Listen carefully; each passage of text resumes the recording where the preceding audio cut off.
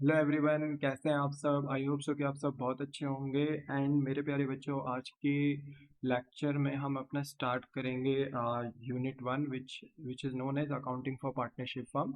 और इस पूरी यूनिट में बेटा हमारे पास 7 चैप्टर हैं, बट हमारा स्टार्ट होगा आज first chapter which is known as fundamental of partnership. बेटा अगर फंडामेंटल ऑफ पार्टनरशिप की इम्पोर्टेंस हम देखें तो यहाँ से बोर्ड एग्जाम्स में 8 to 10 मार्क्स से क्वेश्चन पूछ लिए जाते हैं। एंड अगर आप अपने 8 to 10 मार्क्स स्ट्रॉन्ग कर लेते हो, यानी आप अपना फर्स्ट चैप्टर अच्छे से कवर कर लेते हो, तो आपको एग्ज़ाम में एक बहुत बड़ा रिलीफ देखने को मिल जाता है, क्योंकि 8 to 10 मार्क्स कम नहीं होते। इसलिए ये चैप्टर बहुत इंपॉर्टेंट है। और प्लस ये आपका बेस भी है। यहाँ इस चैप्टर में आपको पार्टनरशिप के सारे जितने बेसिक्स होते हैं अकाउंटिंग के, वो समझाए जाएंगे। इसलिए ये चैप्टर आपको बहुत अच्छे तरीके से लर्न एंड अंडरस्टैंड करना है। एंड मेरी पूरी कोशिश रहेगी कि मैं इस चैप्टर को आपको इन डेप्थ अच्छे तरीके से क्लियर करा पाऊँ। मेरे बच्चे अगर देखें तो इस चैप्टर के अंदर हमारे जो लर्निंग ऑब्जेक्टिव्स हैं वो क्या क्या हैं। तो सबसे पहले हमें यहाँ पे फर्स्ट पॉइंट के अंदर देखना है कि पार्टनरशिप का मीनिंग क्या होता है, मीनिंग ऑफ पार्टनरशिप। फिर हमें देखना है कि लिमिट्स ऑफ पार्टनर, ठीक है, कि पार्टनर्स मिनिमम कितने होने चाहिए, मैक्सिमम कितने होने चाहिए, हम यहाँ पर देखेंगे। Person can not be enter into a partnership, वो कौन से व्यक्ति हो सकते हैं जिनके साथ हम पार्टनरशिप का बिजनेस नहीं कर सकते हैं, ठीक है, वो हम यहाँ पर देखेंगे। कंटेंट ऑफ पार्टनरशिप डीड, कि जब हम पार्टनरशिप डीड बनाते हैं एक तरीके से रिटर्न एग्रीमेंट होता है, तो इसके अंदर कौन कौन से कंटेंट हम यहाँ पर मेंशन करते हैं वो हमें यहाँ पर देखना है। Rules when partnership deed is silent, और अगर गलती से हमने रिटर्न एग्रीमेंट्स नहीं बनाए हैं तो बाय डिफॉल्ट रूल जो होते हैं एग्रीमेंट के अंदर वो कौन कौन से होते हैं वो हमें यहाँ पर देखने हैं। बहुत इंपॉर्टेंट है फर्स्ट पॉइंट, क्योंकि ये बेस है आपका, तो आप बहुत अच्छे से इसको देखना। सेकंड पॉइंट यहाँ पर है feature of partnership firm. Partnership firm की सुंदरताएं क्या है, विशेषताएं क्या है, वो आपको यहाँ पर देखनी है। कितने तरीके के आपके पार्टनर्स होते हैं, पार्टनर्स के राइट एंड ड्यूटीज क्या क्या हो सकती हैं, वो यहाँ पर आपको क्लियर करना है। थर्ड पॉइंट में आप देखेंगे, थर्ड पॉइंट से एक तरीके से आपके न्यूमेरिकल भी स्टार्ट हो जाएंगे।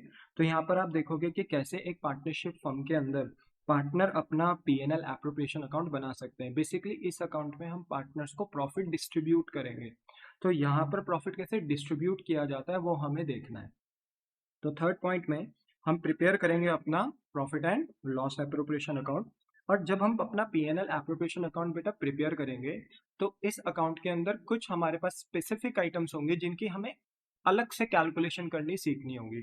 तो वो हम देखेंगे fourth fifth and six point में, जैसे how to calculate interest on drawing. हम इंटरेस्ट ऑन ड्राइंग को कैसे कैलकुलेट कर सकते हैं, how to calculate interest on capital. अगर हमें इंटरेस्ट ऑन कैपिटल कैलकुलेट करना हो तो कैसे करेंगे। हाउ टू कैलकुलेट कमीशन, हमें कमीशन कैसे निकालना है वो हम देखेंगे, जो हम अपने मैनेजर या पार्टनर को पे कर सकते हैं, तो वो हमें यहाँ पे निकालना है, ठीक है। तो ये कैलकुलेशन हम सीखेंगे। फिर सेवन पॉइंट में हम देखेंगे कि how to prepare partners capital account. Obvious सी बात है बेटा, यहाँ पे पार्टनर्स को ना हम काफ़ी सारे आइटम्स डिस्ट्रीब्यूट करते हैं, ठीक है। कुछ ऐसे भी आइटम्स हैं जो हम पार्टनर से लेते हैं। तो वही बात है कि जो हम पार्टनर को चीज़ें दे रहे हैं, ले रहे हैं, उसके लिए हम पार्टनर का एक स्पेसिफिक कैपिटल अकाउंट बनाते हैं which is known as partners capital account, ठीक है। तो देखेंगे कि कैसे बनाया जाता है।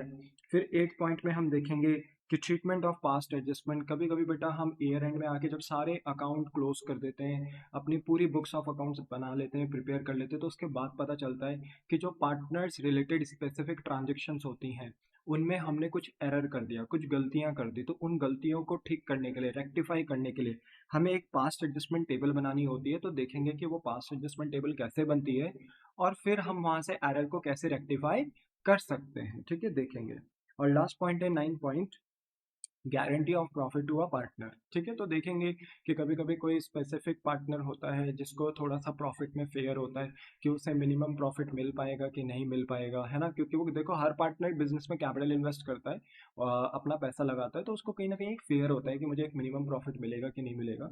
तो जो बाकी रेस्ट पार्टनर्स होते हैं जिनको प्रॉफिट को लेकर फेयर नहीं होता, जैसे एबीसी तीन पार्टनर है, सी को फेयर है कि भाई मेरे को मिनिमम प्रॉफिट मिलेगा कि नहीं मिलेगा, ठीक है, मैं इतना कमा पाऊंगा कि नहीं कमा पाऊंगा। तो जो रेस्ट पार्टनर है लाइक ए एंड बी, वो गारंटी दे देते हैं सी को कि आप बिंदास काम करो, कोई दिक्कत नहीं है, आपको मिनिमम प्रॉफिट दे दिया जाएगा, ठीक है। और अगर मिनिमम प्रॉफिट से अगर कम प्रॉफिट निकलता है आपका, तो जो भी डेफिशिएंसी आती है वो हम यानी ए और बी बेयर करेंगे। तो इस तरीके से कुछ गारंटी के कंसेप्ट होते हैं। खैर जब टॉपिक में आएंगे तो बहुत अच्छे से देखेंगे। तो ये नाइन पॉइंट में आपको कवर अप करना है। जैसे आप अपने नाइन पॉइंट्स यहाँ पर कवर अप कर लोगे बेटा, आपका ये चैप्टर फिनिश हो जाएगा। तो हम स्टार्ट करते हैं बेटा अब अपना चैप्टर, ठीक है। और स्टार्ट करने से पहले एक छोटा सा इंट्रोडक्शन। बेटा देखा जाए तो अगर पार्टनरशिप बिजनेस के बारे में अगर हम एक्सप्लेन करें कि what is the meaning of partnership, ठीक है।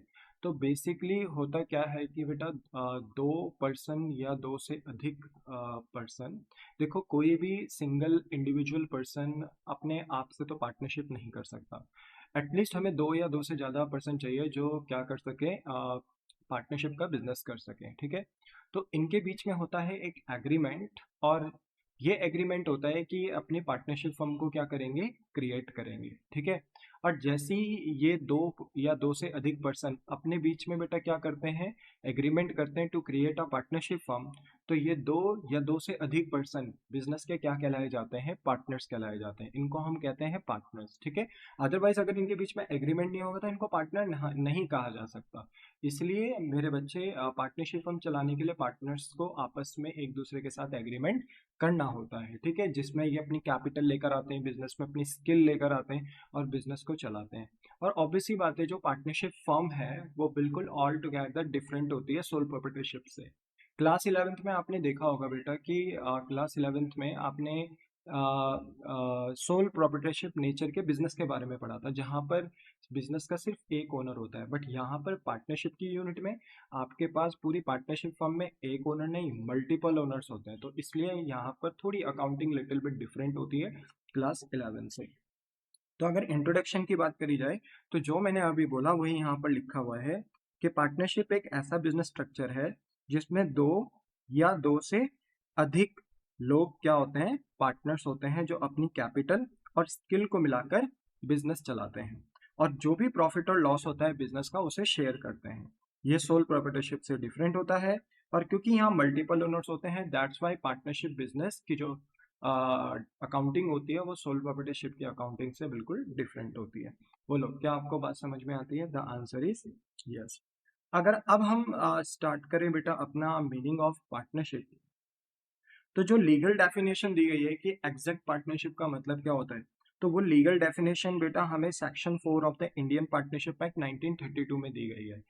दरअसल बेटा जो पार्टनरशिप नेचर का बिजनेस है उसे चलाने के लिए हमारे पास कानून है जिसका नाम है इंडियन पार्टनरशिप एक्ट 1932। और किसी भी एक्ट को सिंप्लीफाइड करने के लिए उसमें बहुत सारे सेक्शंस डाल दिए जाते हैं। दरअसल सेक्शंस आपको लॉ को पढ़ने में, एक्ट को पढ़ने में हेल्प करते हैं, ठीक है, क्योंकि एक एक्ट के अंदर बहुत सारे रूल्स, रेगुलेशंस, प्रोविजंस, बातें लिखी हुई हो सकती हैं, तो उसको सिंप्लीफाइड करने के लिए अलग अलग अलग सेक्शन बना दिए जाते हैं जिससे कि लॉ को, एक्ट को पढ़ने में, कम्युनिकेट करने में आसानी रहे। तो वैसे ही इंडियन पार्टनरशिप एक्ट 1932 में एक सेक्शन 4 है जिसमें हमें लीगल डेफिनेशन दी गई है कि एग्जैक्ट पार्टनरशिप का मतलब क्या होता है। तो अगर हम देखें कि पार्टनरशिप का मतलब क्या है, तो पार्टनरशिप इज नथिंग बट एक रिलेशन होता है, एक संबंध होता है। और वो संबंध किसके बीच में होता है, तो देखो इसमें कुछ कीवर्ड्स हैं जो आपको बहुत अच्छे से ध्यान में रखने हैं, ठीक है। पार्टनरशिप क्या है, एक रिलेशन है, एक संबंध है, किनके बीच में, बिटवीन पर्सन्स के बीच में। देखो पर्सन नहीं है, पर्सन है, यानी दो या दो से अधिक पर्सन्स के बीच में होता है। अच्छा, ये जो पर्सन्स होते हैं ना, ये पर्सन्स आपके रियल भी हो सकते हैं और ये पर्सन्स आपके आर्टिफिशियल भी हो सकते हैं, ठीक है। ठीक है, रियल भी हो सकते हैं और आर्टिफिशियल भी हो सकते हैं। रियल मतलब जो लिविंग थिंग्स हैं, ठीक है, जैसे राम, श्याम, मुकेश, सुरेश, अगर ये आपस में पार्टनरशिप करना चाहते हैं सो दे कैन डू सो, कर सकते हैं। वैसे ही मेरे प्यारे बच्चों, आपके पास यहाँ पर, ठीक है, आपके पास यहाँ पर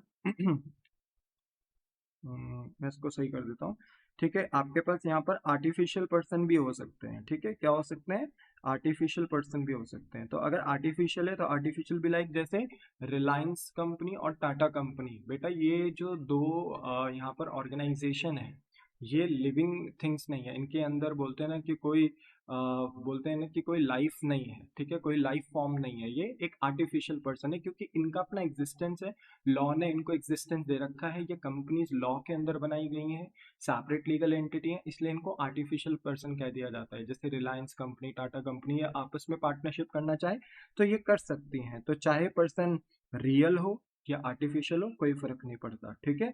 तो फिर से देखते हैं, पार्टनरशिप क्या है, एक रिलेशन है, किनके बीच में, पर्सन्स, चाहे रियल हो आर्टिफिशियल हो चलेगा, ठीक है।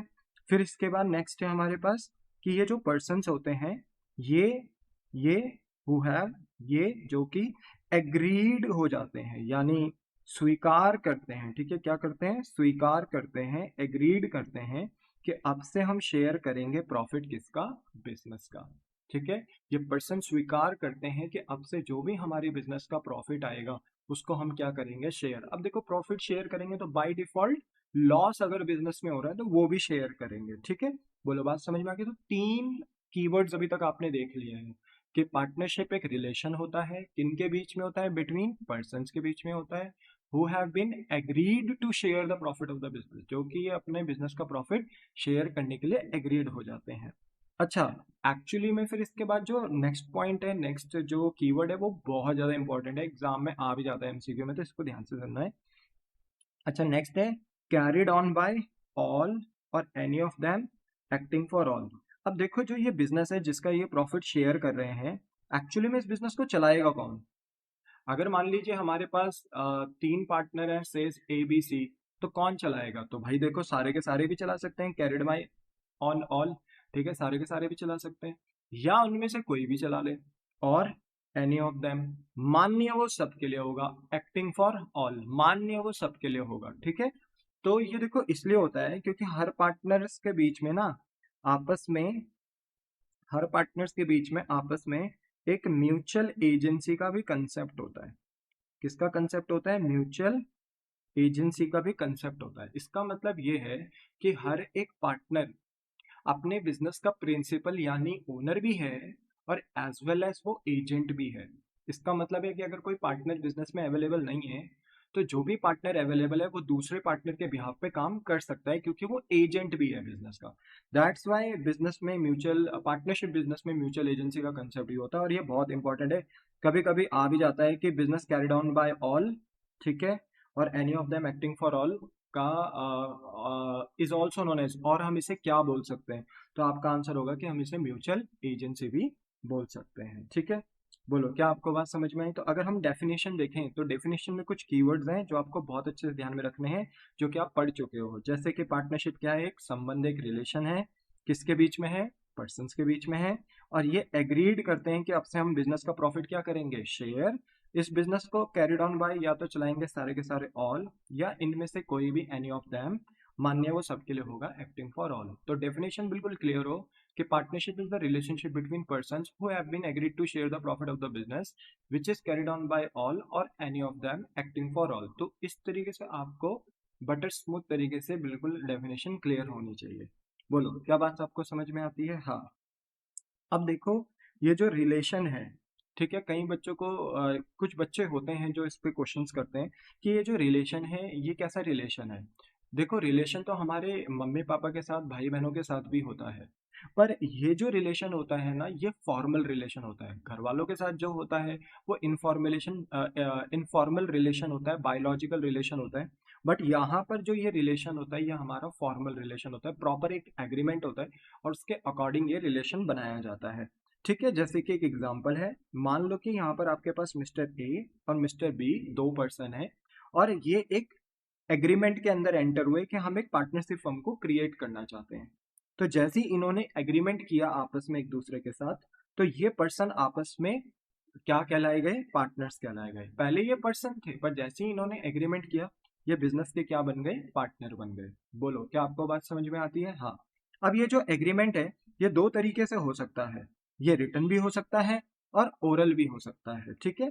ओरल एग्रीमेंट्स को हम म्यूचुअल एग्रीमेंट्स भी कहते हैं और रिटर्न एग्रीमेंट्स को हम पार्टनरशिप डीड भी कहते हैं, ठीक है। तो यहाँ पे ध्यान रखो कि हमारा जो एक्ट है इंडियन पार्टनरशिप एक्ट 1932, वो कहीं रिस्ट्रिक्ट नहीं करता कि कोई भी आपको स्पेसिफिक टाइप का एग्रीमेंट करना है, ओरल करना है या रिटर्न करना है, कोई स्पेसिफिक नहीं बताया गया है। आप दोनों में से कोई भी कर सकते हो, ठीक है। अगर आप ओरल एग्रीमेंट करते हो तो उसे म्यूचुअल एग्रीमेंट बोलते हैं, रिटर्न करते हो तो पार्टनरशिप डीड बोलते हैं। अब अगर आप ओरल कर रहे हो तो ओरल एग्रीमेंट में ना एक ड्रॉबैक ये होता है कि फ्यूचर में अगर कोई डिस्प्यूट्स होता है पार्टनर्स के बीच में, अगर कोई बोलते हैं ना लड़ाई झगड़े होते हैं, तो उनको सॉल्व करने के लिए कोई बोलते हैं ना कि आपके पास कोई स्ट्रॉन्ग एविडेंस नहीं होता, बिकॉज आपके पास कोई रिटर्न एग्रीमेंट है ही नहीं, आपने कहीं भी बात लिखत पढ़ी में नहीं करी है।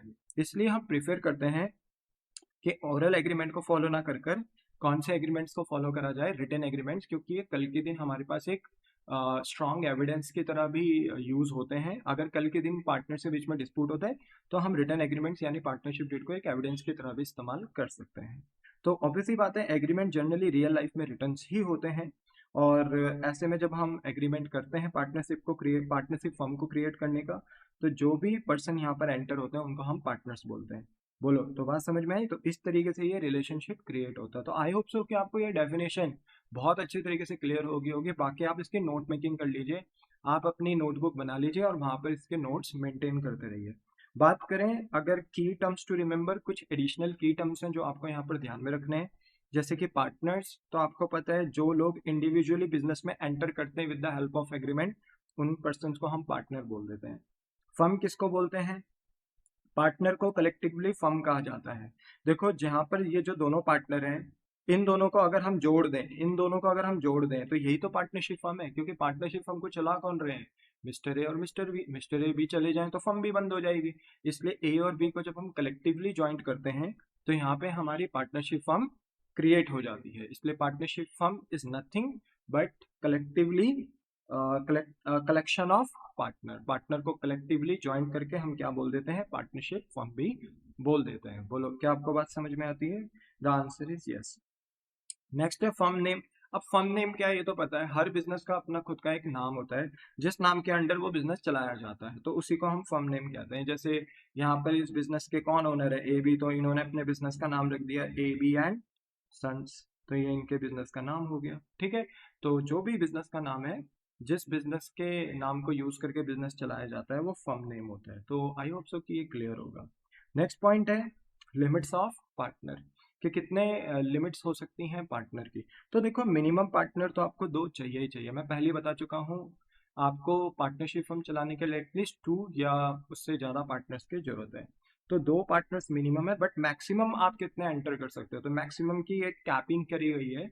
मैक्सिमम पार्टनर आप कितने ला सकते हो पार्टनरशिप फर्म में? 50 से ज़्यादा नहीं, क्योंकि अगर 50 से ज़्यादा लाओगे तो फिर आपको उसे रजिस्टर्ड कराना पड़ेगा एज अ कंपनी, चाहे आप प्राइवेट कंपनी खोल लो या पब्लिक कंपनी, बट आपको अपना स्टेटस चेंज करना पड़ेगा।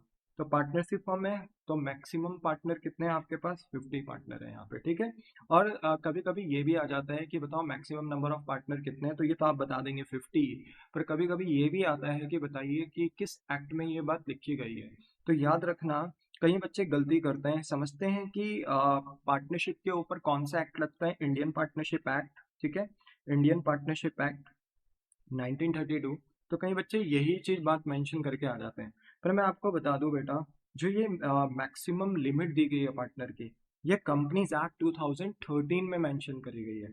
ठीक है, और मोर स्पेसिफिक होके लिखना चाहो, ठीक है, तो रूल 10 ऑफ कंपनीज मिसलेनियस, ठीक है, मिसलेनियस शॉर्ट में लिख दिया, ठीक है, मिसलेनियस रूल, ठीक है, 2014 में ये बात मेंशन करी गई है। ठीक है, वहां पे ये बात मेंशन करी गई है। तो आई होप सो क्या आपको समझ में आ गया। और अगर आप मोर स्पेसिफिक होके नहीं लिखना चाहते हो तो सिंपल भी लिख सकते हो, कंपनीज एक्ट 2013 में ये बात मेंशन करी गई है कि मैक्सिमम पार्टनर कितने होने चाहिए। बोलो, क्लियर है? यस। नेक्स्ट पॉइंट है कि कौन कौन से पर्सन्स को आप एंटर नहीं कर सकते इनटू अ पार्टनरशिप फर्म। तो देखो, पहला तो माइनर, अगर कोई 18 साल से कम उम्र का पर्सन है तो उसके साथ आप कोई एग्रीमेंट नहीं कर सकते, उसको एज अ पार्टनर लेकर आ ही नहीं सकते। क्यों? क्योंकि लॉ का मानना है, इंडियन पार्टनरशिप एक्ट 1932 कहता है कि 18 साल से कम उम्र का कोई भी पर्सन अपनी ड्यूटीज को परफॉर्म करने के लिए, अपने डिसीजंस लेने के लिए कॉम्पिटेंट नहीं होता है। आपने देखा भी होगा बेटा, 18 साल से कम उम्र के बच्चों के साथ मैरिज करना भी इलीगल है। ठीक है, तो एक तरीके की जो बंधुआ मजदूरी होती है वो करना भी, मजदूरी का काम कराना, लेबरिंग वगैरह कराना, ये भी इलीगल है एक तरीके से देखा जाए। तो कहने का मतलब है, क्योंकि माइनर अपनी ड्यूटीज को ढंग से परफॉर्म नहीं कर पाते, या वो कॉम्पिटेंट नहीं होते, इसलिए लॉ ने उन्हें प्रोहेबिटेड कर रखा है, हटा रखा है कि इनके साथ हम कॉन्ट्रैक्ट नहीं कर सकते। जब कर ही नहीं सकते तो इनको पार्टनर बना नहीं सकते। पर हाँ, माइनर पार्टनरशिप में पार्टनर की तरह तो एंटर नहीं हो सकता, बट एज अ बेनिफिशियरी की तरह जरूर एंटर हो सकता है। यानी मतलब अगर बेनिफिशियरी की तरह एंटर करा रहे हैं तो इसका मतलब है वो बिजनेस के सिर्फ प्रॉफिट खाने आएगा, ठीक है। पर अगर बिजनेस को कभी लॉस हुआ तो उसको लॉस में हिस्सा नहीं मिलेगा, सिर्फ प्रॉफिट खाने के लिए वो आएगा। Are you getting my point? तो माइनर को पार्टनर तो नहीं, बट एज अ बेनिफिशियरी की तरह आप एंटर कर सकते हो। अच्छा, नेक्स्ट है एलियन एनिमी। अगर किसी ऐसी कंट्री को अगर हम देख रहे हैं जिसके साथ हमारी वॉर चल रही है, तो उस कंट्री के किसी भी व्यक्ति के साथ हम बेटा पार्टनरशिप का एग्रीमेंट नहीं कर सकते, ठीक है। तो इंडियन पार्टनरशिप एक्ट में ये क्लियरली मना किया गया है कि अगर कोई ऐसी कंट्री है जिसके साथ हमारी वॉर चल रही है, चाहे वो सिविल वॉर हो, ट्रेड वॉर हो, कैसी भी वॉर अगर हमारी चल रही है, तो वहां पर हम उन व्यक्तियों के उस देश के व्यक्तियों के साथ पार्टनरशिप का एग्रीमेंट नहीं कर सकते, क्योंकि हम उन्हें एलियन एनिमी के दायरे के अंदर ट्रीट करते हैं। नेक्स्ट है थर्ड पॉइंट, अनसाउंड माइंड। अगर कोई ऐसा व्यक्ति है जो अपने समझने सोचने समझने की क्षमता को खो चुका है, या जिस पॉइंट ऑफ टाइम पर हम एग्रीमेंट करने जा रहे हैं उस टाइम पर वो सोचने समझने की कंडीशन में नहीं है, ठीक है। जैसे किसी को ल्यूनाटिक्स बोलते हैं ना कि डिजीज है, लाइक दौरे वगैरह पड़ते हैं, या नशे में रहता है, या what ever the thing is that, कि वो किसी भी वजह से अगर अनसाउंड माइंड के कंडीशन में है, तो हम उस व्यक्ति के साथ एग्रीमेंट नहीं कर सकते, ठीक है। फोर्थ पॉइंट में इंसॉल्वेंट पर्सन। अगर हमारे कोर्ट ने, ठीक है, हमारे कानून ने अगर किसी व्यक्ति को इंसॉल्वेंट घोषित कर दिया, यानी बैंकरप्ट घोषित कर दिया है।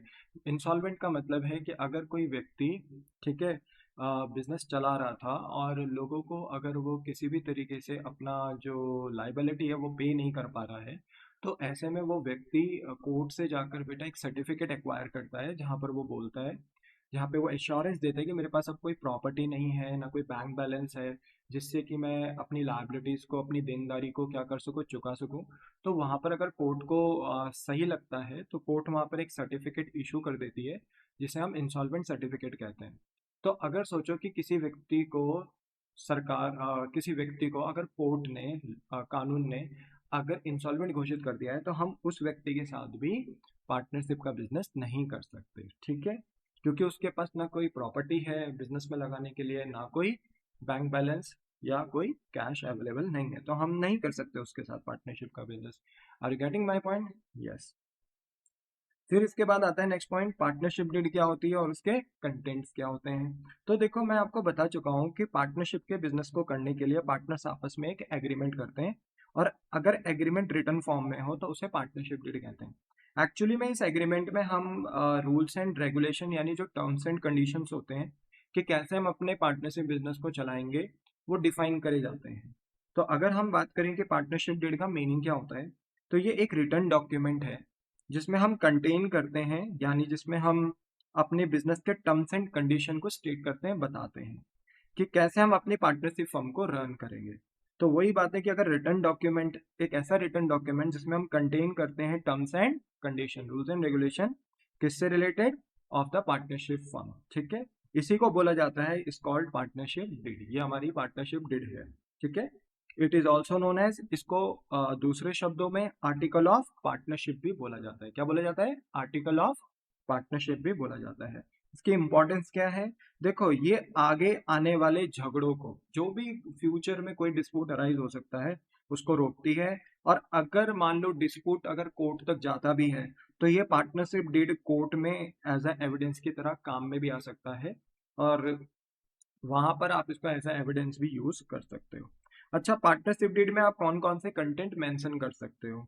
जैसे इसमें देखो, पार्टनरशिप डीड के अंदर आप मेंशन कर सकते हो अपनी फर्म का नाम, कि आपका फर्म का नाम क्या होगा, पार्टनर्स के नेम कौन कौन से हैं जो एंटर हो रहे हैं, उनके एड्रेसेस क्या हैं, ठीक है, वो कितनी कैपिटल, कितनी इन्वेस्टमेंट कर रहे हैं बिजनेस में। आपको पता है ना, ओनर जो भी बिजनेस में इन्वेस्टमेंट करता है उसे कैपिटल ही बोलते हैं। तो कौन सा पार्टनर कितनी कैपिटल कंट्रीब्यूट कर रहे हैं, मेंशन होता है, ठीक है। प्रॉफिट शेयरिंग रेशो, कि ऑब्वियसली बात है, अब बिजनेस का प्रॉफिट अगर पार्टनर्स के बीच में at the end of the year, जब साल खत्म होगा तो बांटा जाएगा प्रॉफिट, तो कौन से रेशो में बांटा जाएगा, क्योंकि प्रॉफिट तो बिजनेस का एक है, पर खाने वाले काफी सारे पार्टनर्स हैं, दो या दो से अधिक, तो उनके बीच में किस रेशो में बांटोगे, ठीक है।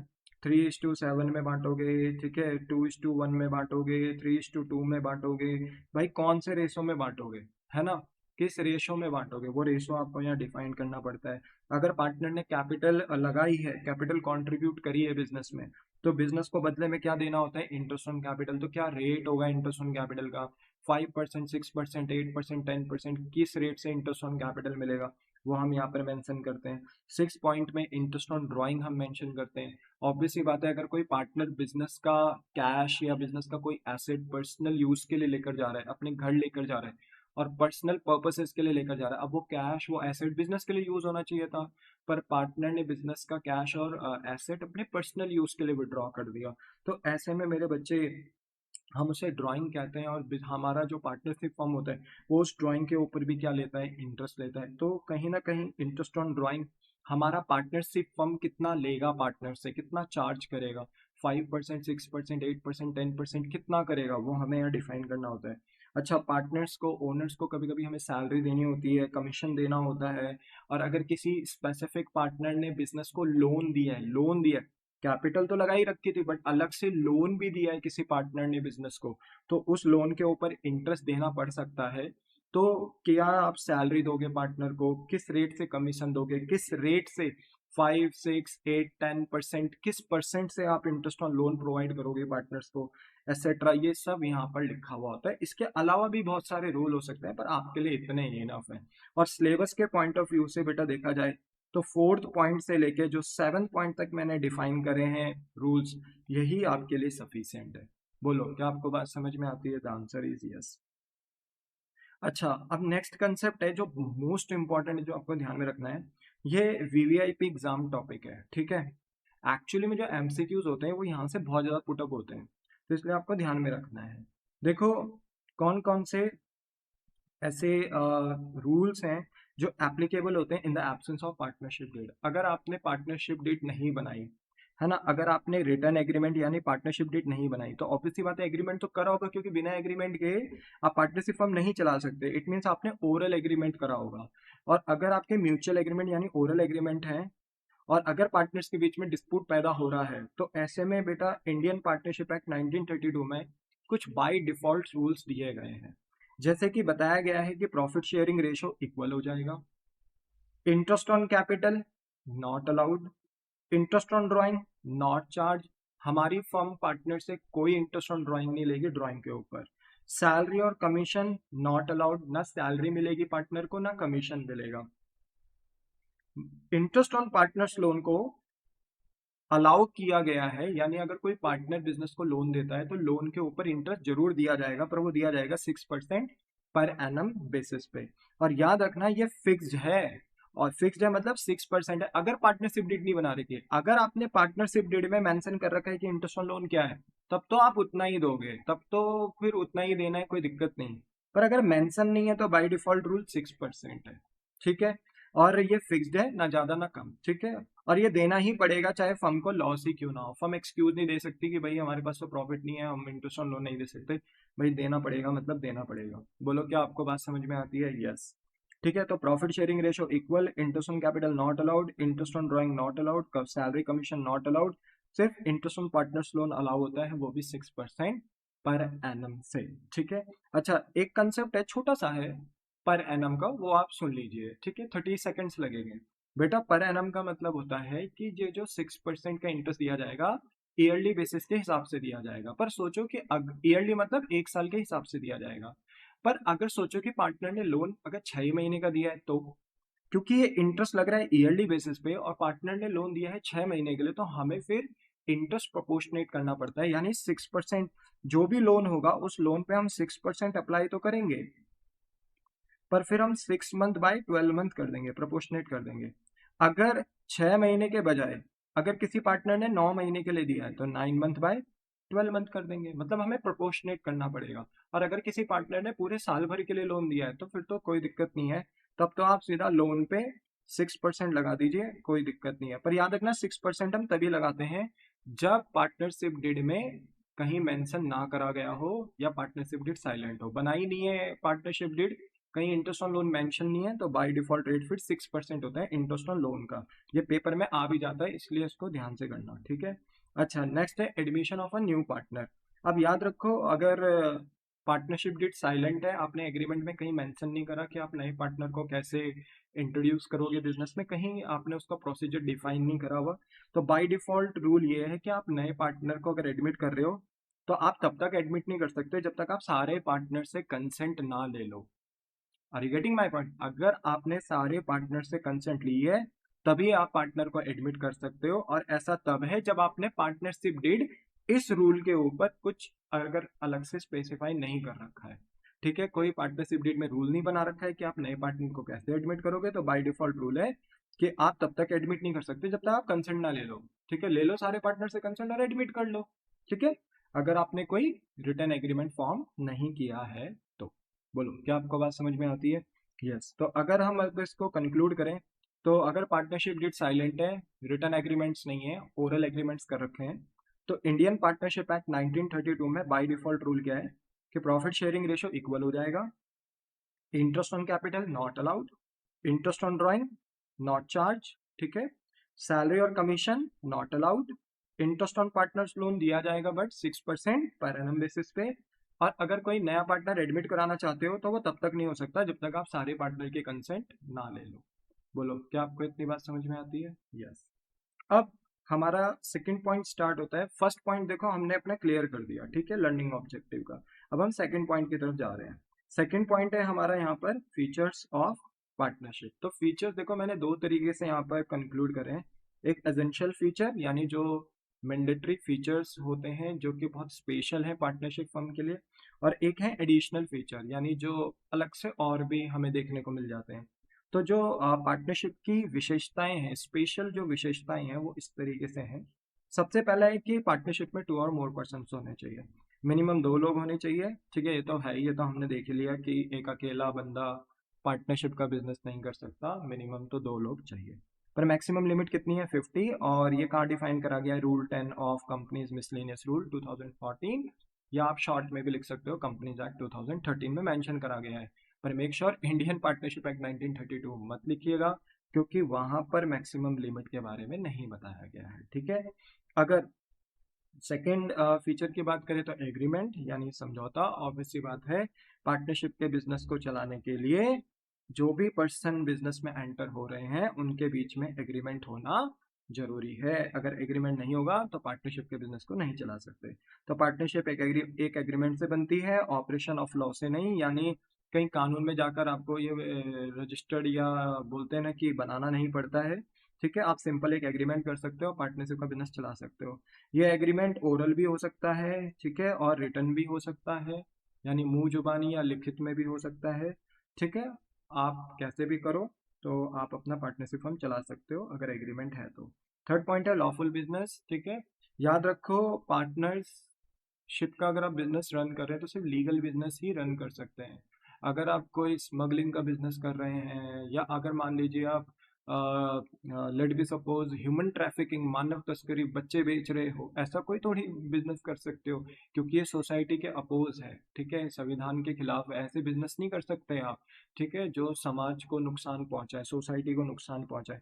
तो illegal business is not allowed, but yes आप लीगल बिजनेस करिए, वो ओके है। ठीक है, अच्छा, तो यही यहाँ पे लिखा, आप एक बार पढ़ सकते हो। अच्छा, एक बात और है, अगर आपने कोई चैरिटी बिजनेस किया है तो चैरिटी का जो सॉरी अगर आपने कोई ऑर्गेनाइजेशन खोली है चैरिटी बेसिस पे, ठीक है, या मान लीजिए कि सोशल पर्पस के लिए कोई ऑर्गेनाइजेशन खोली है, not a business but organisation, तो उसका अगर कोई प्रॉफिट अगर आप कमा रहे हो वहां से, या सरप्लस, प्रॉफिट तो नहीं बोलेंगे क्योंकि बिजनेस नहीं होता है, कोई ट्रस्ट अगर आपने खोला है, एनजीओ खोला है, कोई चैरिटी पर्पज से कोई संस्था खोली है, तो वहां पे आप प्रॉफिट नहीं कमाते वहां।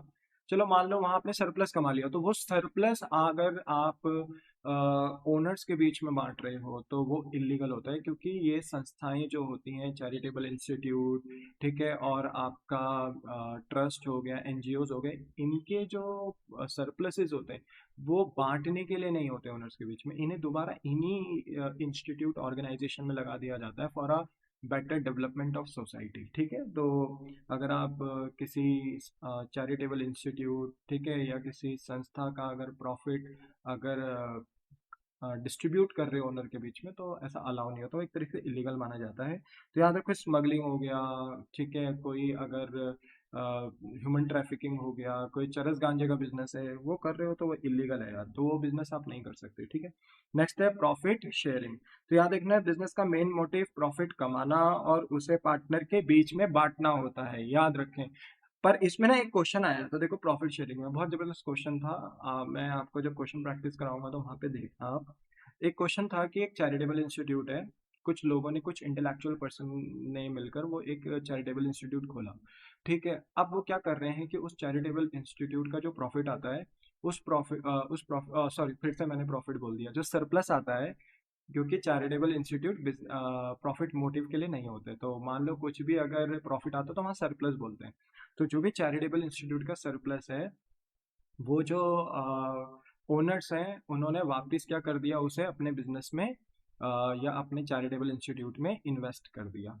तो क्या ये पार्टनरशिप फर्म है? तो देखो पार्टनरशिप फर्म में जो प्रॉफिट अर्न होता है ना, उसे पार्टनर के बीच में बांटा भी जाता है। पर चैरिटेबल इंस्टीट्यूट के केस में क्या होता है, अगर कुछ लोग मिलकर उस चैरिटेबल इंस्टीट्यूट को खोल रहे हैं, तो उस इंस्टीट्यूट से अगर कोई सरप्लस हो भी रहा है तो उसे वो दोबारा उस चैरिटेबल इंस्टीट्यूट में लगा देते हैं for a better development of society, समाज की भलाई के लिए। तो हम उस चैरिटेबल इंस्टीट्यूट को पार्टनरशिप का बिजनेस नहीं कह सकते। ये क्वेश्चन आया भी था, तो इसको ध्यान से आप याद रखना, कल के दिन क्वेश्चंस करेंगे तो वहां पर आपको हेल्प मिलेगी।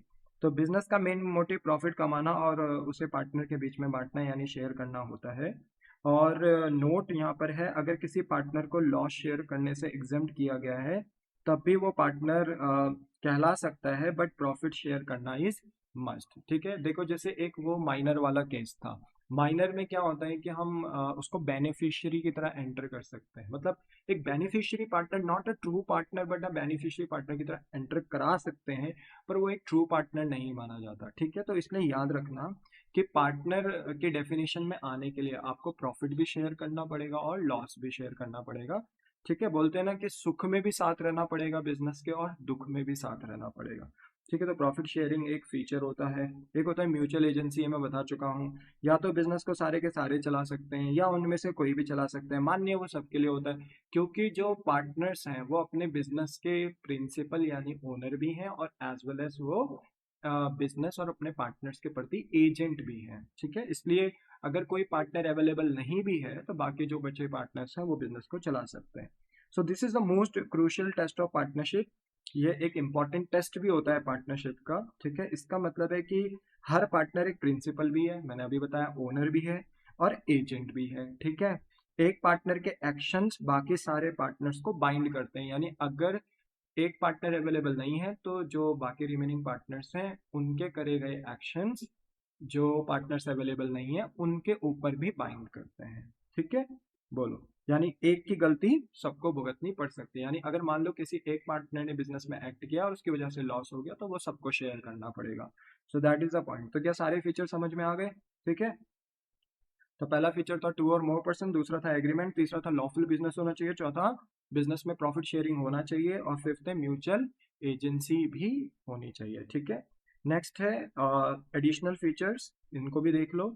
जैसे वॉलेंट्री रजिस्ट्रेशन, देखो इंडियन पार्टनरशिप एक्ट 1932 में ये कहीं भी डिफाइन नहीं करा गया है कि आपको अपने बिजनेस का रजिस्ट्रेशन करना कंपलसरी है, बट ये वॉलेंट्री है। अगर आप नहीं कर रहे हो तो आप कभी भी अपने बिजनेस को चला सकते हो, बट अगर आप अपने बिजनेस का रजिस्ट्रेशन कर लो तो इट इज गुड, वो बेहतर माना जाता है। क्यों?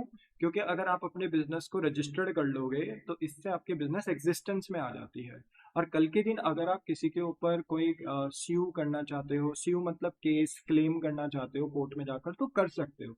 अदरवाइज अगर आप अपने बिजनेस को रजिस्टर्ड नहीं कराओगे तो कोर्ट में जाकर आप किसी के ऊपर स्यू क्लेम कर ही नहीं सकते, क्योंकि आपका कोई एग्जिस्टेंस है ही नहीं। रिगार्डिंग माय पॉइंट, रजिस्ट्रेशन से बिजनेस का एग्जिस्टेंस स्टैब्लिश हो जाता है। तो वॉलेंट्री रजिस्ट्रेशन यहाँ पर है, करा भी सकते हो और नहीं भी, ठीक है। हमें तो देखो एज अ पार्टनरशिप की अकाउंटिंग करनी है, तो आप रजिस्ट्रेशन नहीं भी करा रहे हो तो भी आप पार्टनरशिप का बिजनेस चला सकते हो, पर करा लोगे तो गुड है, बेहतर है।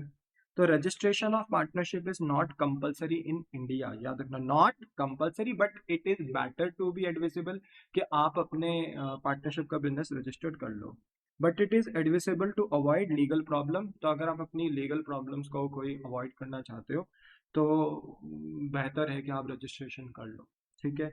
नेक्स्ट है गुड फेथ, ठीक है। और गुड फेथ का मतलब है कि देखो भाई, पार्टनरशिप का बिजनेस अगर पार्टनर्स चला रहे हैं तो उनको एक दूसरे के ऊपर क्या होना चाहिए, पार्टनर्स को आपस में ही एक दूसरे के ऊपर क्या होना चाहिए, ट्रस्ट होना चाहिए, फेथ होना चाहिए, ठीक है, ऑनेस्टी होनी चाहिए, ईमानदारी होनी चाहिए, ठीक है ना। रिलेशनशिप जो पार्टनर्स के बीच में होता है वो एक म्यूचुअल कॉन्फिडेंस का होता है, क्योंकि उन्हें एक दूसरे के ऊपर भरोसा है, ठीक है। पार्टनर्स को एक दूसरे के ऊपर भरोसा है, इसलिए तो वो बिजनेस चला पा रहे हैं। अब सोचो पार्टनर्स को आपस में एक दूसरे के ऊपर ही भरोसा नहीं है, ठीक है। कुछ पार्टनर कुछ सोचता है, कुछ पार्टनर कुछ और सोच रहा है, वहाँ पे दोनों पार्टनर्स की अलग अलग थिंकिंग्स चल रही हैं, ठीक है। भरोसा नहीं है, ट्रस्ट नहीं है एक दूसरे के ऊपर, तो कैसे पार्टनरशिप फर्म को चला लेंगे। तो पार्टनरशिप फर्म की नींव क्या होती है कि जो भी पार्टनर एंटर्स हो रहे हैं उनके बीच में भरोसा हो, ठीक है, गुड फेथ। नेक्स्ट है नो सेपरेट लीगल एंटिटी। याद रखना, एक बात यहाँ पे ध्यान से सुनो, ये फीचर ना कई बच्चों को समझ नहीं आता। देखो होता क्या है कि अकाउंटिंग के पॉइंट ऑफ व्यू से ना बिजनेस और बिजनेसमैन हमेशा अलग होते हैं, ठीक है, सेपरेट एंटिटी होती है। और हमेशा हम अकाउंटिंग अकाउंटिंग किसकी करते हैं, बिजनेस की करते हैं। ये हमने क्लास 11th में थ्योरी बेस ऑफ अकाउंटिंग में पढ़ा था, कुछ 12 प्रिंसिपल थे, उसमें एक प्रिंसिपल था बिजनेस एंटिटी कंसेप्ट। उसमें हमने देखा था कि बिजनेस और बिजनेसमैन हमेशा सेपरेट माने जाएंगे, अलग अलग माने जाएंगे, और हम अकाउंटिंग हमेशा किसकी करेंगे, बिजनेस की। बट लॉ की नजरों से, अगर इंडियन पार्टनरशिप एक्ट 1932 लॉ की कानून की नजरों से देखा जाए ना, तो यहाँ पर लॉ पार्टनर्स को और पार्टनरशिप फर्म को अलग अलग नहीं मानता, एक ही मानता है। यानी अगर आपने अपना बिजनेस रजिस्टर्ड किया as per Indian Partnership Act 1932, ठीक है, या अगर आप अपने बिजनेस को ऑपरेट कर रहे हैं as per Indian Partnership Act 1932, तो पार्टनरशिप फर्म और उसके पार्टनर्स एक ही माने जाते हैं। यानी अगर पार्टनरशिप फर्म के ऊपर कोई भी, अगर मान लो केस होता है, कोई भी क्लेम होता है, तो वो केस किन के ऊपर होगा, वो सीयू किन के ऊपर होगा, mister A and mister B के ऊपर होगा।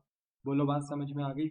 ये यहाँ पर लॉ का कहना है कि पार्टनरशिप बिजनेस और उसके पार्टनर हम अलग अलग ट्रीट नहीं करेंगे, वो एक ही माने जाएंगे, हम उन्हें एक ही ट्रीट करेंगे, ठीक है। पर याद रखो हम यहाँ पर अकाउंटिंग के लिए बैठे हैं, तो जब हम अकाउंटिंग करेंगे तो वहां पर तो हम पार्टनरशिप फर्म और पार्टनर्स को सेपरेट ही मानेंगे, अलग ही मानेंगे, अदरवाइज फिर हम अकाउंटिंग नहीं कर पाएंगे। फिर अकाउंटिंग में फिर हमें दिक्कत होनी स्टार्ट हो जाएगी अगर हम इन सबको एक ही मान लेंगे। तो याद रखो पार्टनरशिप में जब अकाउंटिंग के पॉइंट ऑफ व्यू से हम देखें तो पार्टनरशिप फर्म को अलग मानेंगे और पार्टनर्स को अलग मानेंगे, ठीक है। बोलो क्या आपको ये बात समझ में आती है, यस। फिर इसके बाद ट्रांसफर ऑफ इंटरेस्ट। देखो कोई भी पार्टनर ना, इसका सिंपल सा मीनिंग है, कोई भी पार्टनर अपना इंटरेस्ट यानी अपना पूरा का पूरा शेयर, हिस्सा किसी तीसरे पर्सन को, लाइक कोई सी है तीसरा पर्सन, कोई भी पार्टनर किसी भी तीसरे पर्सन को अपना हिस्सा बिना अदर पार्टनर्स के कंसेंट करे बगैर नहीं दे सकता। यानी अगर ए कहता है, ए कह रहा है कि मैं अपना सारा हिस्सा या अपने अपने हिस्से का थोड़ा सा छोटा सा पार्ट या छोटा सा हिस्सा किसको देना चाहता हूँ, सी को, तो पहले मिस्टर ए को कंसेंट लेनी पड़ेगी मिस्टर बी से कि भाई मैं अपना हिस्सा किसको देने जा रहा हूँ, सी को, क्या मैं ये कर सकता हूँ। अगर मिस्टर बी अलाउ कर दें यानी बाकी रिमेनिंग पार्टनर्स अलाउ कर दें तो ऐसा हो सकता है, अदरवाइज पार्टनर अपना इंटरेस्ट ट्रांसफर नहीं कर सकता है। तो याद रखना ट्रांसफर ऑफ इंटरेस्ट का मतलब है a partner can not transfer their share without consent of other partners, ठीक है। तो ये फीचर्स हैं, तो ये आपको ध्यान में रखने, बहुत प्यारे प्यारे फीचर्स हैं, ठीक है, आराम से हो जाते हैं। और अगर किसी में कोई प्रॉब्लम हो तो आप कमेंट सेक्शन में जाकर भी अपनी क्वेरी लिख सकते हो। जैसे ही मैं आपके कमेंट्स देखूंगा बेटा तो मैं पक्की सी बात है कि आपके क्वेरीज का रिप्लाई जरूर करूंगा, ठीक है। देखिए इसके बाद हमारा लास्ट पॉइंट है types of partner, right and duties of partner. तो अगर मैं टाइप्स ऑफ पार्टनर की बात करूं तो इन शॉर्ट्स बता देता हूं, पेपर में ज़्यादा पूछते नहीं है, तो इनको इन शॉर्ट्स हम पढ़ते हैं, बाकी मैंने थ्योरीज दी हुई हैं तो आप इसके अंदर जाकर पढ़ सकते हो। देखो एक्टिव पार्टनर कौन है, देखो एक्टिव पार्टनर को हम दूसरे शब्दों में वर्किंग पार्टनर्स भी कहते हैं, ठीक है। इसका मतलब होता है कि ये एक्टिवली पार्टिसिपेट करता है बिजनेस के डे टू डे ऑपरेशन में, मतलब रोज आता जाता है बिजनेस के जो डे टू डे ऑपरेशन होती है, मैनेजमेंट होती है, उसमें हिस्सा लेता है, बिजनेस के प्रॉफिट और लॉसेस को शेयर भी करता है, और उसके पास अथॉरिटी होती है फर्म को मैनेज करने की यानी फर्म को चलाने की। तो ऐसा कोई पार्टनर है तो उसे एक्टिव पार्टनर कहते हैं, ठीक है। एग्जाम्पल भी दिया है कि अगर कोई पार्टनर होल्ड कर रहा है, होल्ड हैंडलिंग कर रहा है, सॉरी, मतलब देख रहा है, अकाउंट हैंडलिंग का मतलब है देखना, ठीक है, जांच परख करना, अगर अकाउंट देख रहा है, ऑपरेशंस एंड मैनेजमेंट को देख रहा है, तो वो एक्टिव पार्टनर है। स्लीपिंग पार्टनर को, नेक्स्ट पॉइंट है स्लीपिंग पार्टनर, तो स्लीपिंग पार्टनर का दूसरा नाम होता है डॉर्मेंट पार्टनर।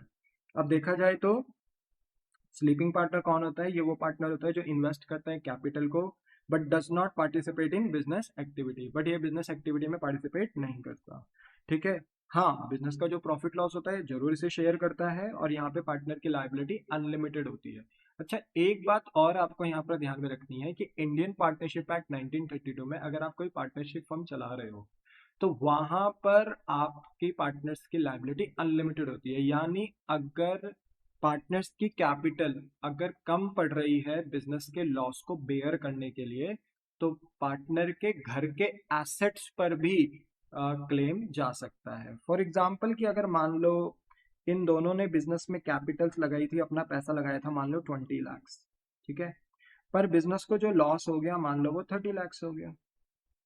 तो सोचो, बिजनेस अगर ये 30 लाख का लॉस रिकवर करना चाहे तो 20 लाख अगर सारी की सारी कैपिटल अगर ए बी की यूज भी कर ले तो भी 10 लाख का लॉस अभी भी बिजनेस के ऊपर है। तो वो 10 लाख का लॉस कैसे पूरा होगा? मिस्टर ए और बी की पर्सनल जो उनकी प्राइवेट प्रॉपर्टीज हैं, पर्सनल प्रॉपर्टीज, उन पर बोलते ना कि क्लेम किया जाएगा, और वहां से इसका बोलते हैं ना कि सेट ऑफ किया जाएगा जो भी रेस्ट लॉस अभी भी सेट ऑफ करना बाकी है। बोलो, क्या आपको इतनी बात समझ में आती है? यस। तो अनलिमिटेड लाइबिलिटी होती है, वो हर एक पार्टनर के होते हैं, चाहे वो एक्टिव हो, स्लीपिंग हो, कैसा भी पार्टनर हो, सबके होते हैं। अच्छा, ये पार्टनर साइलेंट इन ऑपरेशन होता है बट फाइनेंशियली इन्वॉल्व होता है। ठीक है, क्योंकि काम धंधा तो करता नहीं है, ये एक्टिव पार्टिसिपेट तो करता नहीं, बट हाँ पैसा जरूर लगाता है, तो फाइनेंशियली इन्वॉल्व होता है। नेक्स्ट है नॉमिनल पार्टनर। नॉमिनल पार्टनर कौन कौन होता है?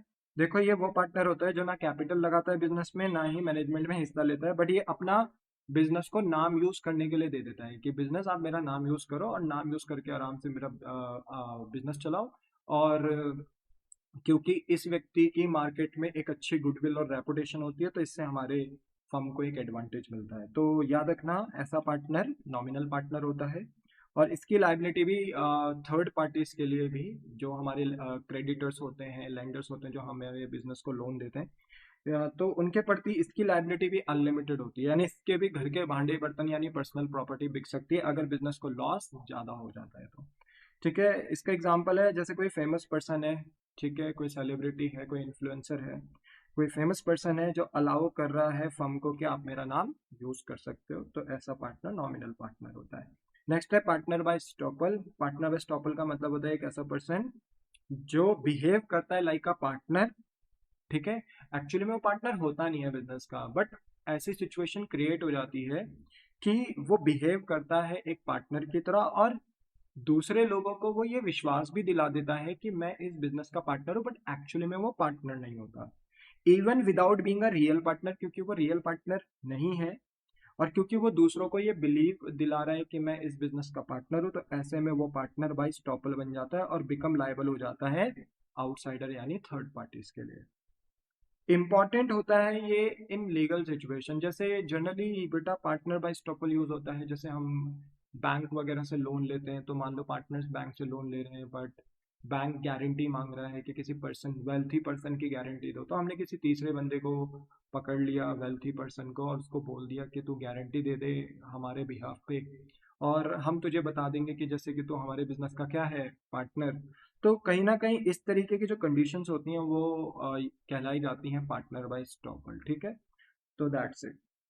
नेक्स्ट है सीक्रेट पार्टनर। सीक्रेट पार्टनर क्या होता है? एक ऐसा पार्टनर जो पार्टिसिपेट करता है बिजनेस में बट उसकी आइडेंटिटी हिडन होती है पब्लिक से, मतलब वो बिजनेस की एक्टिविटीज में पार्टिसिपेट करता है पर लोगों को ही पता नहीं होता कि ये इस बिजनेस का क्या है, पार्टनर है।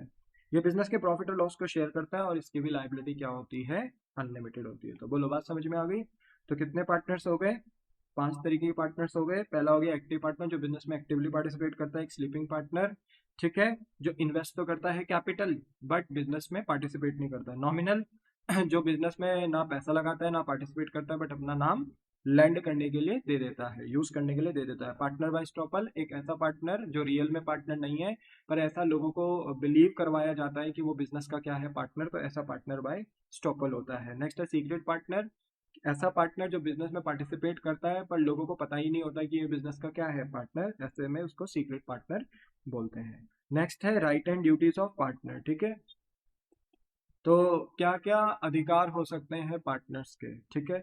तो देखो क्या क्या अधिकार और क्या क्या जिम्मेदारी यानी ड्यूटीज, बोलते हैं ना great power comes with great responsibilities, तो वैसी rights and duties of partners आपको यहाँ पे देखने हैं। तो पहले अधिकारों के बारे में देख लेते हैं। तो सबसे पहला अधिकार है right to participate in business, की हर एक पार्टनर बिजनेस में क्या कर सकता है, पार्टिसिपेट। वैसे एग्जाम में आता नहीं types right and duties, but still आप अपनी नॉलेज के लिए जरूर पढ़ें, क्योंकि नॉलेज जितनी क्लियर हो उतने आपके बेस क्या होते हैं, स्ट्रांग होते हैं, तो इसलिए पढ़े जरूर। Right to participate in business, तो बिजनेस में पार्टिसिपेट करने का अधिकार होता है हर एक पार्टनर का, ठीक है। आप पार्टनर बन रहे हो तो आप बिजनेस में पार्टिसिपेट कर सकते हो। राइट टू बी कंसल्टेड, कोई भी फैसला बिजनेस में लिया जाएगा तो हर पार्टनर से कंसल्ट करके लिया जाएगा, किसी पार्टनर के कंसल्ट करे बगैर कोई फैसला नहीं लिया जाएगा। Right to access books of account, हर एक पार्टनर के पास ये एक राइट होता है कि वो बिजनेस के बुक्स को क्या कर सकता है, एक्सेस। वो जब चाहे उनको इंस्पेक्ट कर सकता है, उनकी कॉपी निकलवा सकता है बुक्स ऑफ अकाउंट्स की, जब भी वो चाहे, एट एनी टाइम, ठीक है। Right to share profit, business के प्रॉफिट को क्या कर सकता है, शेयर कर सकता है। अगर पार्टनर ने शेयर प्रॉफिट करना है एक एग्रीड रेशो में, पार्टनरशिप डीड में आपने लिख रखा है कि एक एग्रीड रेशो में शेयर करेंगे तो उसी में करेंगे। अदरवाइज अगर कोई एग्रीमेंट नहीं है, रिटर्न एग्रीमेंट नहीं है, तो फिर प्रॉफिट शेयर्ड होगा equally. Right to interest on capital, अगर पार्टनर ने इंटरेस्ट ऑन कैपिटल के बारे में अगर मेंशन कर रखा है पार्टनरशिप डीड में, तो अलाउ होगा इंटरेस्ट ऑन कैपिटल, ठीक है। और ये इंटरेस्ट ऑन कैपिटल जो दिया जाएगा पार्टनर्स को, आउट ऑफ प्रॉफिट दिया जाएगा। देखो पार्टनर्स को हम जो भी दें, ओनर्स को हम जो भी दें, वो प्रॉफिट में से ही देंगे, ठीक है। तो कोई नई बात नहीं है यहाँ पे। Right to interest on advance, देखो अगर कोई भी पार्टनर बिजनेस को लोन देता है एक्स्ट्रा, मतलब देखो कैपिटल तो लगा ही रखी होगी पार्टनर ने, बट एक्स्ट्रा लोन भी देता है, तो उसको बाय डिफॉल्ट जो लोन के ऊपर इंटरेस्ट दिया जाएगा पार्टनर्स को, वो दिया जाएगा 6% पर एनम। और अगर पार्टनरशिप डीड में कोई और रेट स्पेसिफाई किया तो फिर वो रेट दे दिया जाएगा, पर अगर कोई रेट स्पेसिफाई नहीं है, पार्टनरशिप डीड साइलेंट है, कोई रिटर्न एग्रीमेंट नहीं है, तो 6% पर एनम है। राइट टू बी इंडेमिनिफाइड, अगर देखो फर्म, देखो ऐसा हो सकता है कि अगर कोई पार्टनर फर्म के लिए काम कर रहा है और किसी पार्टनर को अननेसेसरी कुछ एक्स्ट्रा नुकसान हो जाता है, लॉस हो जाता है, तो वो पार्टनर अपना लॉस क्लेम कर सकता है एज अ कंपनसेशन की फॉर्म में, उन एक्सपेंसेस और लॉसेस के लिए जो उसको हुए हैं, इनकर्ड हुए हैं while working for the firm. तो वही है, काम करते करते अगर फर्म के लिए काम करते करते अगर किसी पार्टनर को अगर कोई लॉस, कोई एक्सपेंस होता है अननेसेसरी, तो वो उसके लिए क्या कर सकता है, क्लेम कर सकता है। तो इसको बोलते हैं राइट टू बी इंडेमनिफाइड, यानी वो क्लेम कर सकता है कंपनसेशन के लिए कि मुझे फर्म के लिए काम करने में कुछ एक्स्ट्रा लॉसेज और एक्सपेंसेस हो गए, प्लीज मुझे उनका क्या दे दिया जाए, कंपनसेशन दे दिया जाए। तो ये अधिकार होता है। नेक्स्ट है duties of a partners, partners की क्या क्या ड्यूटीज होती हैं। पहला है कि भाई देखो क्या जिम्मेदारी है, सबसे पहला गुड फेथ में काम करना, ठीक है। सारे पार्टनर एक दूसरे के साथ क्या होंगे, ऑनेस्ट होंगे और लॉयल होंगे, ठीक है, कोई धोखाधड़ी किसी के साथ नहीं करेगा। Duty to work for a common benefit, और हर एक पार्टनर अपने लिए काम करेगा, किसी सॉरी हर एक पार्टनर बोलते ना सिर्फ अपने लिए काम नहीं करेगा, वो सबके लिए काम करेगा, सारे पार्टनर्स के लिए काम करेगा, ठीक है। All action should be benefit the firm not personal interest, खुद का अपना इंटरेस्ट ना हो, फर्म के लिए काम करे, यानी जितने भी सारे के सारे पार्टनर्स हैं उनके लिए काम करें, ये ड्यूटी है। Duty to share losses, obviously बात है, अगर प्रॉफिट है तो उसे तो शेयर करोगे, बट अगर लॉस है तो उसे भी शेयर करना पड़ेगा। ड्यूटी टू मेंटेन अकाउंट्स, हर एक पार्टनर की ये ड्यूटी है कि वो मेक श्योर करें कि उनके बिजनेस के अकाउंट्स प्रॉपरली मेंटेन रहें, ठीक है। ड्यूटी नॉट टू कम्पीट, कोई भी पार्टनर पीठ पीछे से ऐसा कोई बिजनेस ओपन नहीं कर सकता सेम टाइप का जिसमें वो ऑलरेडी पार्टनर है। मान लो अगर हम एक शूज का बिजनेस कर रहे हैं पार्टनरशिप का, तो हम पीठ पीछे कोई भी पार्टनर ऐसा, लाइक एबीसी 3 पार्टनर है, शूज का बिजनेस चल रहा है पार्टनरशिप में, तो मान लो अगर ए ने पीठ पीछे से कोई अपना अलग ही बिजनेस खोल दिया शूज का ही, ठीक है, और बता दिया कि ये किसी और का है, पर पीठ पीछे से चला कौन रहा है, उसे ए ही चला रहा है, तो देखो वो एक शूज का बिजनेस ऑलरेडी है जिसमें वो पार्टनर है, और उसने पीठ पीछे से एक दूसरा बिजनेस भी शूज का खोल रखा है। तो ऐसा नहीं खोल सकते आप, ऐसा बिजनेस नहीं खोल सकते, ठीक है, ऐसा कॉम्पिटेंट बिजनेस नहीं खोल सकते जिसमें आप ऑलरेडी एज अ पार्टनर बनकर बैठे हुए हो, ठीक है। ड्यूटी नॉट टू कम्पीट, तो आप partner can not run a competing business, ठीक है। शूज के बिजनेस में हो आप एज अ पार्टनर, तो अगर आपको कोई और अदर बिजनेस भी करना है तो कोई अलग नेचर का कर लो, पर सेम टाइप का कोई अदर बिजनेस आप नहीं कर सकते। अगर आप ऐसा करते इफ देन, तो profit must be given to the firm. और अगर ऐसा करते और पकड़े गए तो आपने जो उस same type of other business से जो प्रॉफिट कमाया है वो आपको फर्म को वापस करना पड़ेगा, ठीक है। तो ये ड्यूटी होती है, जिम्मेदारी है। Duty to use firm property properly. अब देखो फर्म की प्रॉपर्टी है, यानी फर्म के building, land, vehicles, machines, computers, equipment, जो भी एसेट्स हैं, प्रॉपर्टीज हैं बिजनेस की, वो बिजनेस के लिए ही यूज होनी चाहिए, अदर पर्पस के लिए यूज नहीं होनी चाहिए। ये ड्यूटी है पार्टनर्स की। नेक्स्ट है ड्यूटी टू इंडेमनिफाई फर्म। अब जैसे पार्टनर को अगर नुकसान हुआ फर्म की एक्टिविटी को करते करते, तो जैसे एक पार्टनर का अधिकार है कि वो फर्म से क्लेम कर सकता है कंपनसेशन, वैसी ये जिम्मेदारी है पार्टनर की कि अगर पार्टनर की वजह से, किसी स्पेसिफिक पार्टनर की वजह से अगर फर्म को नुकसान होता है तो उस पार्टनर को बोलते हैं ना कि कंपनसेट करना पड़ेगा किसको, फर्म को। तो लिखा है इफ अ पार्टनर कॉज, अगर किसी पार्टनर की वजह से लॉस होता है ड्यू टू फ्रॉड और निग्लिजेंस, बोलते हैं ना धोखाधड़ी या लापरवाही की वजह से, तो वो पार्टनर कंपनसेट करेगा किसको, फर्म को। ये उस पार्टनर की ड्यूटी है, ठीक है। तो duty to act in a good faith, भरोसे के साथ काम करे सारे पार्टनर, लॉयल्टी के साथ। Duty to work for a common benefit, अपने लिए काम ना कर कर पूरे फर्म सारे पार्टनर्स के लिए काम करे, ठीक है। ड्यूटी टू शेयर लॉसेस, आप बिजनेस के प्रॉफिट ही नहीं बट लॉसेस भी शेयर करेंगे। आपको अपने बिजनेस के अकाउंटिंग रिकॉर्ड्स मेंटेन करने हैं, ठीक है, ड्यूटी है। आप सेम टाइप ऑफ बिजनेस अलग से ऑपरेट नहीं कर सकते हो, ठीक है। Duty to use firm property properly, firm के जो एसेट्स हैं, प्रॉपर्टीज हैं, उनको आपको बिजनेस के लिए ही यूज करना है, अदर पर्पस के लिए आप यूज नहीं कर सकते। और नेक्स्ट है ड्यूटी टू इंडेमनिफाई फर्म, अगर किसी पार्टनर की वजह से ड्यू टू द फ्रॉड या नेग्लिजेंस अगर लॉस होता है फर्म को, तो वो पार्टनर फर्म को क्या करेगा, कंपनसेट करेगा। बोलो क्लियर हो गई बात? यस। तो आज की क्लास में ना बेटा देखो हमने अपना फर्स्ट पॉइंट और सेकंड पॉइंट क्लियर कर दिया है, ठीक है। तो मेक श्योर कि आप इनके नोट्स बना दीजिए, ठीक है। जहाँ जहाँ पर मैंने पढ़ाया आप वीडियो को पॉज करते रहिए और अपने नोट्स बना दीजिए। जैसे जैसे हम आगे चलते चले जाएंगे आप अपने नोट्स और अच्छे तरीके से मेंटेन करें। देखो लास्ट टाइम पे आपको इन्हें पढ़ना होगा, तो आप अपने नोट्स बिल्कुल अच्छे तरीके से क्लियर करें जिससे कि आपको पढ़ने में मजा भी आए, ठीक है। तो साफ सुथरे नोट्स बनाना, प्रॉपर एक नोटबुक ले लो, उसमें अपने सारे नोट्स मेंटेन करते रहना, ठीक है।